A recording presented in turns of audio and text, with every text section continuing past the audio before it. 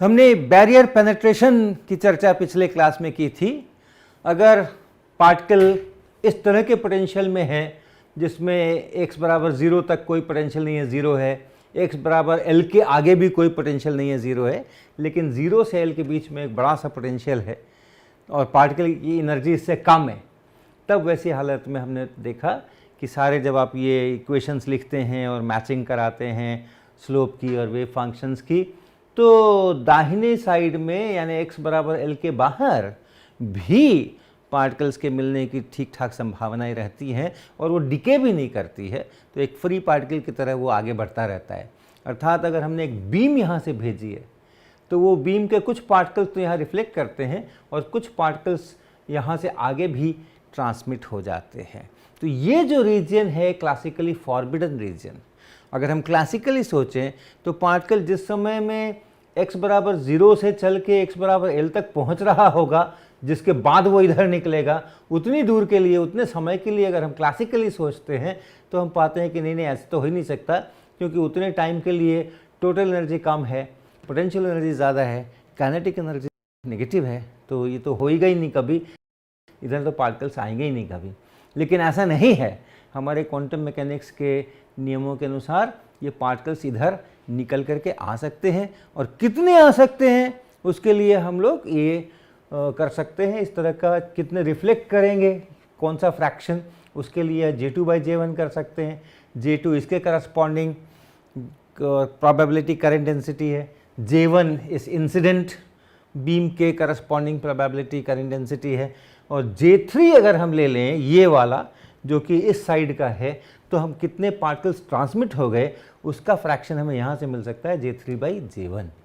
और ये जब हम करते हैं तो इस T के लिए, इस ट्रांसमिशन के लिए कितने पार्टिकल्स निकल करके आ जाएंगे, या क्या प्रोबेबिलिटी है कि एक पार्टिकल है तो क्या प्रोबेबिलिटी है कि वो इधर आ जाएगा और इधर वापस नहीं जाएगा, वो प्रोबेबिलिटी हम जब निकालेंगे तो उसका एक्सप्रेशन यहाँ पर जो लिखा है ऐसा कुछ आएगा।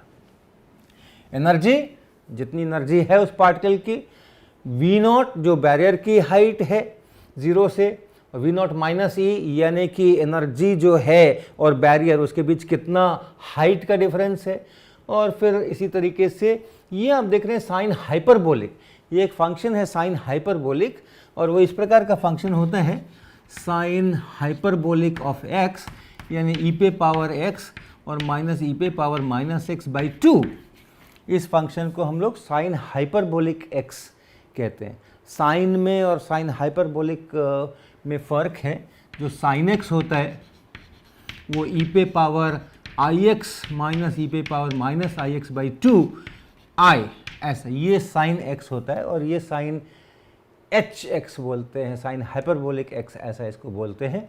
और अगर आप साइन हाइपरबोलिक ऑफ ix ऐसा लिखने की कोशिश करें, x की जगह ix लिखने की कोशिश करें, तब ज़रूर ये e पे पावर ix यहाँ पे माइनस e पे पावर -ix, x की जगह पर ix और बटा 2 ऐसा।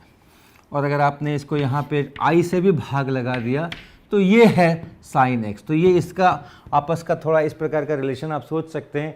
अगर ये आर्ग्यूमेंट कॉम्प्लेक्स हो जाए तो ये साइन बन गया, और अगर आर्ग्यूमेंट इसका ये रियल है तो फिर ये इस प्रकार का फंक्शन बन गया। तो ये फंक्शन यहाँ पर है ऐसा। तो काफ़ी लंबा चौड़ा एक्सप्रेशन है कैलकुलेशन करने के लिए, लेकिन एक आसान बात ज़रूर होती है, और वो ये है कि अगर ये जो बैरियर का हाइट है एनर्जी के ऊपर, इतने बैरियर को उसको निकालना है, ये इसके लिए दुष्कर कार्य है, तो ये बैरियर की हाइट कह सकते हैं इससे ई के ऊपर, और ये जो विड्थ है कितनी दूर तक उसको इन दुश्वारियों में से गुजरना पड़ रहा है वो, तो ये विड्थ अगर बढ़ाएंगे तो भी ट्रांसमिशन घटेगा। यहाँ पर L² है, देखिए ये L² है, अगर ये विड्थ बढ़ाएंगे तो भी ट्रांसमिशन की प्रोबेबिलिटी घटेगी, और ये हाइट अगर ये हाइट अगर बड़ी होगी तो भी ये बढ़ेगी, इसकी प्रोबेबिलिटी जो है ये घटेगी। ये V0 माइनस ई यहाँ पर है। तो अगर ऐसा V0 हो और ऐसी एनर्जी हो और ऐसा L हो, ताकि ये ट्रांसमिशन की प्रोबेबिलिटी बहुत कम है, बहुत ही कम है, 1 की अपेक्षा बहुत कम है। तब ऐसी हालत में इसको अप्रॉक्सीमेशंस कर सकते हैं और ये अप्रॉक्सीमेट होकर के लगभग हो जाता है e पे power -2 times gamma L. Gamma आपका वही है square root 2m v0 minus e by h cross square. ये जो डिफरेंस है ये v0 माइनस ई, ये डिफरेंस, तो 2m v0 minus e by h cross square. तो ये बहुत सिंपल सा एक्सप्रेशन है, इसको आप कैलकुलेशन आसानी से कर सकते हैं। और अगर बैरियर ऐसा नहीं हो करके, ये स्क्वायर बैरियर है, स्क्वायर बैरियर नहीं हो करके उसकी शक्ल कुछ और हो, यानी जैसे बैरियर हमने यहाँ पर ऐसा डाला है, मान लें कि हमारा बैरियर कुछ इस प्रकार का है, ऐसा कुछ बैरियर है, ये है, और पार्टिकल की एनर्जी ये है, इतनी पार्टिकल की एनर्जी है, और एक पार्टिकल अगर इधर से आता है तो क्या प्रोबेबिलिटी है कि इधर निकलेगा, इधर ये बैरियर क्रॉस कर पाएगा। तो उसके लिए भी हम जो एक्सप्रेशन है, अगर बहुत छोटी प्रोबेबिलिटी है तो इसी प्रकार से लिख सकते हैं। वो एक्सप्रेशन हम लिखेंगे e पे पावर -2 गामा एल है वहाँ पे, इंटीग्रेशन गामा dx, ऐसा। कहाँ से कहाँ तक? जितनी देर ये इस नेगेटिव काइनेटिक एनर्जी वाले रिज्म में रहा है वहाँ से वहाँ तक। अगर इसकी एनर्जी इतनी है और ये x का ये वैल्यू और x का ये वैल्यू, इतनी दूर के अंदर में अगर पार्टिकल को रहना है हम सोचते हैं, तो फिर वो क्लासिकली फॉरबिडन रीजन में है। तो उसका जो लिमिट्स है x1 x2, वहाँ से वहाँ तक आप इसको इंटीग्रेट कर देंगे तो ये इतना प्रोबेबिलिटी है इसके बाहर निकलने की, ऐसा। तो ये एक वर्किंग फार्मूला है जिसको कि आप इस्तेमाल कर सकते हैं। और अब हम थोड़े से आपको जो प्रैक्टिकल सिचुएशंस में इसका इस्तेमाल करते हैं, जो रियल में दुनिया के अंदर में होता है, दिखता है और इसके बिना वो हो नहीं सकता है, तो उसकी थोड़ी सी चर्चा करेंगे हम। तो पहला जो हमारा एग्जाम्पल है वो है फ्यूज़न इन सन। तो सूरज के अंदर जैसा आप जानते हैं कि हाइड्रोजन है जिसका हीलियम बन रहा है, और हाइड्रोजन कैसा है, उसमें जो इलेक्ट्रॉन्स हैं वो तो उसके न्यूक्लियस के साथ बंधे नहीं हैं क्योंकि टेम्परेचर बहुत हाई है। जो कोर में टेम्परेचर है वो कुछ 1.5 इंटू 10⁻7 केल्विन इस आसपास का टेम्परेचर है। और इसके लिए अगर आप काइनेटिक एनर्जी लिखें, एवरेज काइनेटिक एनर्जी, तो वो कुछ 1.9 किलो इलेक्ट्रॉन वोल्ट बनती है। प्रोटॉन्स जो वहाँ पर प्रोटॉन्स ही हो गए क्योंकि इलेक्ट्रॉन्स तो इतने हाई टेम्परेचर्स के ऊपर उसमें बंधे रह नहीं सकते हैं, तो वो प्रोटॉन्स इतनी एवरेज काइनेटिक एनर्जी से इधर उधर रैंडमली चल रहे होते हैं। तो ऐसे जब प्रोटॉन्स आपस में, ये दो प्रोटॉन्स एक दूसरे के बहुत नज़दीक आते हैं, तब फिर उनका संलयन होता है, उनका फ्यूज़न होता है, और फिर एक रिएक्शन, जो पहला रिएक्शन शुरुआत होती है वो ऐसे होती है। ये यहाँ से मिलकर के 2H1 जिसको ड्यूटेरॉन कहते हैं, ये बनता है, साथ में कुछ और पार्टिकल्स बनते हैं, कुछ बीटा डीके वगैरह होता है, कुछ न्यूट्रिनो एंटी न्यूट्रिनो निकलते हैं, वो सब होता है। प्रोटॉन का न्यूट्रॉन बनता है, तो एक आपको ये पार्टिकल मिलेगा और एक आपको ये पार्टिकल मिलेगा, न्यूट्रिनो मिलेगा। तो ऐसा कुछ रिएक्शन होता है, ये न्यूक्लियर रिएक्शन है। यहाँ पे एक न्यूक्लियस बन गया है, ये दो प्रोटॉन्स यहाँ अलग अलग थे, अब उन्होंने आपस में मिल करके एक न्यूक्लियस बनाया है, जिसमें कि एक प्रोटॉन का न्यूट्रॉन में कन्वर्शन भी हो गया है, लेकिन वो दोनों यहाँ पर हैं, वो एक न्यूक्लियस बन गया है, बॉन्डिंग हो गई है, बाउंड सिस्टम बन गया है। यहाँ से शुरुआत होती है, फिर आगे हीलियम तक जाता है। लेकिन ये होने के लिए आप देखिए दोनों प्रोटॉन्स में पॉजिटिव चार्जेस हैं, वो पॉजिटिव चार्जेस होने के कारण एक दूसरे को रिपेल करते हैं।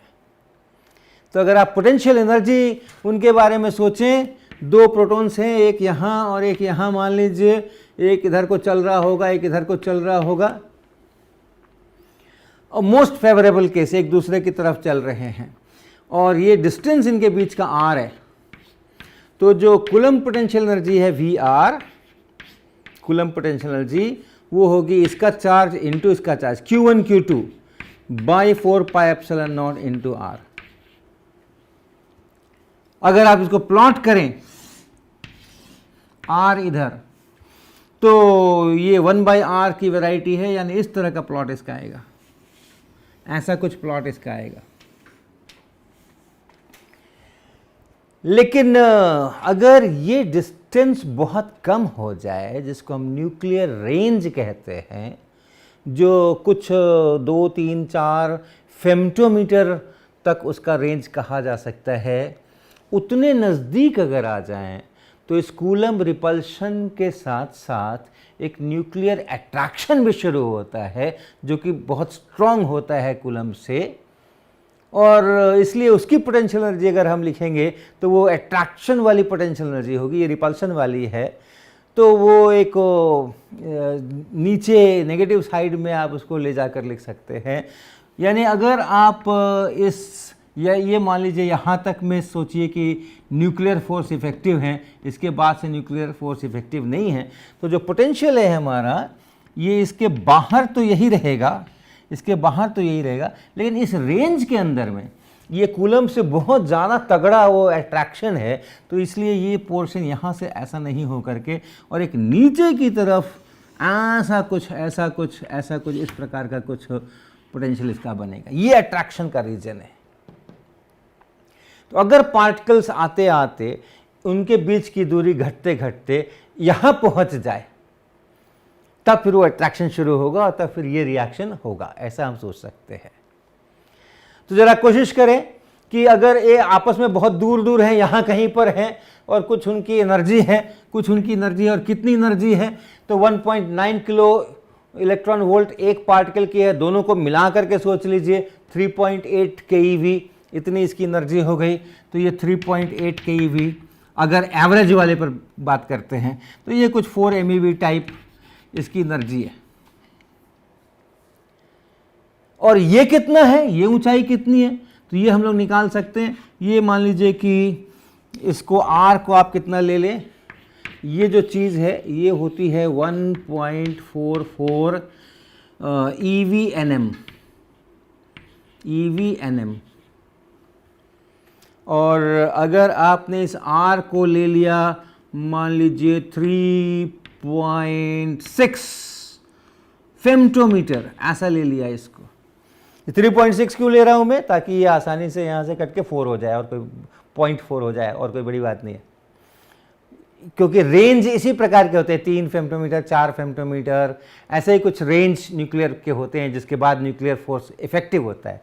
तो मैंने 3.6 इसलिए लिया है ताकि इसको अगर मैं यहाँ से काटने की कोशिश करूँ तो सीधा 0.4 हो जाए। तो कितना बन गया ये 0.4 और 1 nm का मतलब कितने फेम्टोमीटर, 10⁻6 फेम्टोमीटर, नैनो पिको फेम्टो।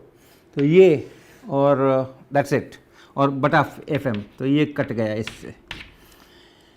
क्या पता चला, दिस इज 400, 3 यूनिट्स मैंने यूज कर लिया और 3 मिनट्स को keV लिख दे, 400 keV। 400 keV ये हमें पोटेंशियल एनर्जी यहाँ पे मिलती है, ये 400 keV मिलती है। ये क्या है 3.84 keV है ये, और ये है 400 keV।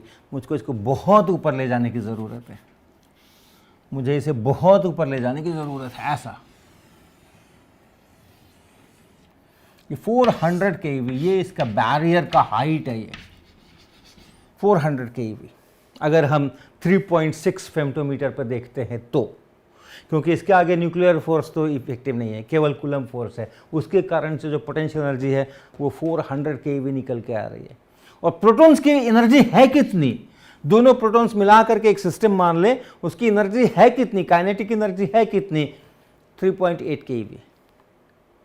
तो चूंकि ये डिस्टेंस कम हो रहा है, R अधिक से हम कम की तरफ आ रहे हैं, तो यहाँ आते आते ये क्लासिकली फॉरबिडन रीजन है, यहाँ पे नेगेटिव काइनेटिक एनर्जी होगी अगर क्लासिकली आप सोचेंगे तो। और इसलिए ये एक बैरियर है, ये एक बैरियर है, और इस बैरियर को क्रॉस कर सकता है क्या, बाहर निकल सकता है क्या? अगर ये क्लासिकल मैकेनिक्स की ही दुनिया होती तो नहीं, लेकिन दुनिया हमारी उससे नहीं चलती है, दुनिया हमारी क्वांटम मैकेनिक्स से चलती है। और इसलिए ट्रांसमिशन ई पे पावर -2 गामा एल या 2 इंटीग्रेशन गामा डी एक्स, ये हम यहाँ से यहाँ तक करें तो इतनी प्रोबेबिलिटी तो है कि ये पार्टिकल इस तरफ अपीयर करे, यानी आर का मान इससे कम हो जाए। और एक बार इससे कम हो गया, अब कोई बैरियर नहीं है, अब पोटेंशियल एनर्जी बहुत कम है और टोटल एनर्जी बहुत ज़्यादा है, अब कोई बैरियर नहीं है, अब वो आसानी से एक दूसरे के नज़दीक जा सकते हैं। तो ये एक बड़ा कारण है न्यूक्लियर फ्यूजन होने का। टनलिंग होती है, बैरियर पेनिट्रेशन होता है, क्लासिकली फॉरबिडन रीजन बीच में होने के बावजूद भी पार्टिकल्स दूसरे साइड में अपीयर करते हैं। इसी कारण से प्रोटॉन प्रोटॉन के बीच की दूरी घटती है इतनी कि न्यूक्लियर फोर्स इफेक्टिव हो जाए और ये रिएक्शंस इस प्रकार से शुरू हों, और आगे भी इसी तरह से रिएक्शंस होते हुए हीलियम तक मामला पहुंचे। हालांकि एक और चीज़ ज़रूर बताने की ज़रूरत है कि ये एवरेज काइनेटिक एनर्जी है। कुछ प्रोटॉन्स इससे बहुत ज़्यादा काइनेटिक एनर्जी वाले भी होंगे, कुछ इससे बहुत कम काइनेटिक एनर्जी वाले भी होंगे। तो जो ज़्यादा वाले प्रोटॉन्स हैं उनके यहाँ पर निकलने की प्रोबेबिलिटी अधिक होगी, लेकिन फिर भी 400 keV तक कितने प्रोटॉन्स बचेंगे, जबकि एवरेज 3.9 है। वो फ्रैक्शन इतना कम है कि उससे वो फ्यूज़न हो करके और हमें इतनी सारी धरती के ऊपर ऊर्जा नहीं मिल सकती थी। तो थोड़ा उसका भी हाथ है, जिसको हम कहते हैं Maxwell speed distribution. High speed वाले भी कुछ तो प्रोटॉन्स होते हैं जो एवरेज से बहुत ऊपर होते हैं, तो उनका अपना योगदान है ज़रूर, उनके लिए बैरियर पेनिट्रेशन की भी प्रोबेबिलिटी अधिक है। और लेकिन बैरियर पेनिट्रेशन होना ज़रूरी है, अन्यथा तो धरती नहीं हो सकती थी। तो ये पहला एक ज्वलंत उदाहरण है कि क्वांटम मैकेनिक्स के रूल्स तो हमें जानने ही पड़ेंगे, उसके अनुसार तो दुनिया को चलाना ही पड़ेगा। एक दूसरा हम एग्जाम्पल लेते हैं जिसको हम कहते हैं स्कैनिंग टनलिंग माइक्रोस्कोप।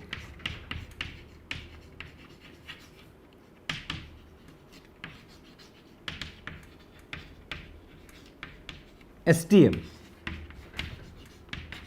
ये एक यंत्र है और उस यंत्र का जो बेसिक सिद्धांत है वो इस बैरियर पेनिट्रेशन पर ही है। और वो ये है कि अगर हमारे पास कोई एक मान लें मेटल का सरफेस है और एक दूसरा मेटल का हम टिप बना करके लाते हैं, बहुत नुकीला टिप, और ऑलमोस्ट ये लास्ट में जो एक एटम ही बचा है जिसको कि इससे इंटरेक्ट होना है, और इसको हम बहुत क्लोज एक दूसरे के रखते हैं, और यहाँ जो फ्री इलेक्ट्रॉन्स हैं या इस जगह पे यहाँ पर एटम्स हैं और इलेक्ट्रॉन्स हैं, इस मेटल के सरफेस पे सब फैले हुए एटम्स हैं, और फिर यहाँ उनके बीच में इलेक्ट्रॉन्स हैं जो कि मूव कर रहे हैं। जहाँ एटम्स आयंस हैं वहाँ पे इलेक्ट्रॉन्स की डेंसिटी अलग है, जहाँ आयंस नहीं है वहाँ पे इलेक्ट्रॉन्स की डेंसिटी अलग है, क्योंकि आयंस के कारण से एक लार्ज पोटेंशियल है उनको खींचने का। इस इलेक्ट्रॉन के लिए इस मेटल से इस मेटल में अगर हम ऐसे जाने की कोशिश करें तो किस तरह का पोटेंशियल हमें मिलने वाला है। तो आप जानते हैं मेटल से अगर इलेक्ट्रॉन को बाहर निकालना हो तो एक वर्क फंक्शन इतनी एनर्जी देनी पड़ती है तब वो बाहर निकलता है, अर्थात बाहर जो निकला है तो उसको एक वहाँ पर पोटेंशियल अधिक है। मेटल के अंदर में जो पोटेंशियल एनर्जी है वो कम है और यहाँ पर पोटेंशियल एनर्जी अधिक है, इसीलिए हमको उतना एनर्जी देना पड़ता है, उसकी काइनेटिक एनर्जी उतनी बढ़ानी पड़ती है ताकि वो यहाँ पर आ सके। फिर से मेटल में घुसेगा तो फिर से उसको यहाँ पर स्वतंत्रता है, यहाँ कोई दिक्कत नहीं है। यहाँ निकलना कठिन है, यहाँ निकलना कठिन, जब तक आप एनर्जी दोगे नहीं यहाँ निकलेगा नहीं। तो आप फोटो इलेक्ट्रिक इफेक्ट करते हैं या हीट एनर्जी देते हैं, थर्मोआयनिक एमिशन कराते हैं, एनर्जी देना पड़ता है इसको यहाँ से यहाँ लाने में। अभी जो एनर्जी है वो सफिशिएंट नहीं है, तो it's like a barrier, it's like a barrier. यहाँ के पोटेंशियल एनर्जी को आप जीरो अगर कहते हैं तो जब ये ऊपर ऐसे उठेगा ये बाहर निकलने की कोशिश करेगा तो इतना बड़ा बैरियर है, जितना ये गैप है उतना बैरियर की विड्थ है, और फिर से अंदर घुस गया तो फिर से बैरियर जो है छोटा हो गया। अब ये छोटा बड़ा हो सकता है, अलग अलग मेटल्स हैं तो उनके वर्क फंक्शन अलग अलग होते हैं, इसलिए छोटा बड़ा हो सकता है। उसके अलावा हम लोग इसको एक बैटरी से भी जोड़ के, जिसको बायसिंग कहते हैं, ऐसा कर देते हैं तो एक साइड जो है उसको हम लोग घटा देते हैं, एक साइड को हम लोग बढ़ा देते हैं, इस तरह से। तो ये जो इलेक्ट्रॉन्स हैं, इन इलेक्ट्रॉन्स को एक बैरियर मिल गया है, इन इलेक्ट्रॉन्स को एक बैरियर मिल गया है, और इसके कारण से ये इससे निकल के इसमें नहीं जा सकता है। इसकी एनर्जी जो है वो अभी कम है, और वो एनर्जी ऐसी है कि इसमें नहीं जा सकता है क्लासिकली। लेकिन क्वांटम मैकेनिकली इसको इधर जाने की एक संभावना है, वो प्रोबेबिलिटी है। और इस टिप की विड्थ, इसके जो सेपरेशन है, इसको हम बहुत कम कर दें और इसको बहुत कम कर दें तो ये संभावना बढ़ती है, और तब ये इलेक्ट्रॉन्स यहाँ से यहाँ पहुँचते हैं, बैरियर टनल करके यहाँ से यहाँ पहुँचते हैं, और फिर एक करंट इसमें से गुजरता है। तो जहाँ इलेक्ट्रॉन्स हैं वहाँ ये करंट होगा, जहाँ इलेक्ट्रॉन्स नहीं हैं वहाँ करंट नहीं होगा। जहाँ एटम्स हैं वहाँ पर इलेक्ट्रॉन्स की डेंसिटी जो है वो कुछ अलग है, तो वहाँ पे करंट होगा। दोनों एटम्स के बीच में, अगल बगल के एटम्स के बीच में जो खाली जगह है वहाँ पे इलेक्ट्रॉन की डेंसिटी कम है, तो वहाँ पे कम करंट होगा। तो इसको अगर इस करंट को नाप लें, इस टनलिंग करंट को नाप लें, तो हमें पता चलता है कि कहाँ कितना इलेक्ट्रॉन्स की डेंसिटी है और कहाँ एटम्स हैं और कहाँ एटम्स नहीं है, उनके बीच का सेपरेशन कैसा है। तो आप पिक्चर्स में देख सकते हैं कि एसटीएम से एटम बाय एटम का इमेज किया जाता है। एक एक एटम आप अलग अलग इमेज में देख सकते हैं। तो ये एसटीएम की खासियत है। कुछ इधर की तरफ चलें तो 0.1 एंगस्ट्रॉम इतने का सेपरेशन में आप चीज़ें देख सकते हैं, और वर्टिकल में अगर आप चलें तो 0.01 एंगस्ट्रॉम इतने सेपरेशन में आप चीज़ें देख सकते हैं। तो ये एटॉमिक लेवल पे एक एक एटम को सेपरेट देख पाना सरफेस के ऊपर, ये इस बैरियर टनलिंग के ही कारण से संभव हुआ है। इसी तरीके से अल्फा पार्टिकल आप जानते हैं, अल्फा डिके होता है। एक न्यूक्लियस अगर है और उस न्यूक्लियस में बड़ा न्यूक्लियस खास करके जब होता है तो उससे अल्फा डिके हो सकता है। अर्थात अगर कोई न्यूक्लियस है X जिसमें Z प्रोटॉन्स हैं, N न्यूट्रॉन्स हैं, A टोटल नंबर है, तो इसका Y बन सकता है A-4 और ये Z-2 हो जाए, N-2 हो जाए। दो प्रोटॉन्स और दो न्यूट्रॉन्स मिल करके अंदर में यहाँ पे अल्फा पार्टिकल बना लेते हैं, और ये अल्फा पार्टिकल यहाँ से बाहर निकलता है प्लस दैट अल्फा पार्टिकल। तो जब ये बाहर निकलता है तो कैसा पोटेंशियल इसको मिलता है? ये जो बचा हुआ न्यूक्लियस है Z-2e, ये उस पर चार्ज है, और उस अल्फा पार्टिकल पे ये चार्ज है, और बाई 4πε0r ये है Vr, ये है पॉजिटिव, ये है Vr। और इस Vr को अगर आप टिपिकली कैलकुलेट करिए यूरेनियम के लिए और जो अल्फा डिके होते हैं जो उनके लिए, इनको टिपिकली आप इवैल्यूएट कीजिए और उसके अनुसार आप प्लॉट कीजिए। तो जब तक ये न्यूक्लियस के अंदर में है ये अल्फा पार्टिकल, तब तक इसको न्यूक्लियर फोर्सेस भी मिल रहे हैं, और इसलिए जो पोटेंशियल एनर्जी है वो अट्रैक्टिव पोटेंशियल एनर्जी है। लेकिन जब ये यहाँ से बाहर निकल आया, यहाँ से जब ये बाहर निकल आया, उसके बाद की बात अगर आप सोचें, ये इसकी पोटेंशियल एनर्जी आप कह सकते हैं ये न्यूक्लियर रेंज, न्यूक्लियस के भीतर है ये, इस न्यूक्लियस के अंदर है ये, लेकिन बाहर जब निकलेगा तो ये वाला पोटेंशियल आ जाएगा। और ये पोटेंशियल आप जानते हैं कैसा होता है, ऐसा होता है। और इसको अगर देखते हैं तो इसकी जो एनर्जी है, इस अल्फा पार्टिकल की जो एनर्जी है वो इस बैरियर से कम होती है, ये इसकी एनर्जी इतनी होती है, और इसलिए इसको इधर निकलने के लिए फिर से बैरियर टनलिंग ही सहारा है, और बैरियर टनलिंग के ही कारण से ये इससे बाहर निकल पा रहा है, नहीं तो ये इससे बाहर नहीं निकलता। तो अल्फा डिके होते हैं, ये भी इसी बैरियर टनलिंग के कारण से है। और इसकी एनर्जी में थोड़ा थोड़ा परिवर्तन अगर हो जाए, अल्फा पार्टिकल जो बाहर निकलते हैं, तमाम जितने अल्फा डीके वाले न्यूक्लियस है सबको मिला लीजिए, तो इस अल्फा पार्टिकल की जो एनर्जीज होती हैं वो साधारणतः 4 मेगा इलेक्ट्रॉन वोल्ट से 9 मेगा इलेक्ट्रॉन के बीच में ही होती है, मेगा इलेक्ट्रॉन वोल्ट के बीच में ही होती है, 4 to 9। तो उसमें थोड़ा थोड़ा ऊपर नीचे होने से चूंकि टनलिंग प्रोबेबिलिटी बहुत ज़्यादा चेंज होती है, e⁻⁻² गामा L है वो, तो थोड़ा सा अगर आपने ये घटा दिया, बैरियर का हाइट घटा दिया, विड्थ घटा दिया, तो प्रोबेबिलिटी बहुत बढ़ जाती है। इसीलिए लाइफ टाइम में बहुत फ़र्क है। अल्फा पार्टिकल्स के लाइफ टाइम्स का अगर आप पूरा स्केल देखें तो वो सहस्त्रों वर्षों तक का भी हो सकता है, कई हज़ार साल, कई लाख साल का भी लाइफ टाइम हो सकता है।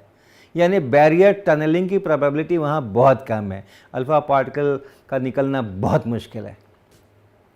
और लाइफ टाइम माइक्रो सेकेंड्स का भी हो सकता है, यानी बहुत ज़्यादा प्रोबेबिलिटी है फट से निकल जाएगा अल्फा पार्टिकल, लेकिन एनर्जी में बहुत फ़र्क नहीं है, वो 4 से 9 MeV के ही अंदर में है। तो ये सारी चीज़ जो है वो इसी से एक्सप्लेन हो सकती है और इससे एक्सप्लेन हो सकती है। ये बैरियर हाइट जब घटेगी और ये जब विड्थ घटेगी तो बड़ी तेज़ी के साथ में ये प्रोबेबिलिटी बढ़ती है, और इसलिए लाइफ टाइम के अंदर में उतना बड़ा अंतर निकल करके आता है छोटे से एनर्जी रेंज के कारण से। तो ये सब जो वास्तविक रियल लाइफ सिचुएशंस हैं, इवेंट्स हैं, वो सारे हम लोग इस बैरियर टनलिंग, इस क्वांटम फिजिक्स के रूल के ही आधार के ऊपर समझ सकते हैं।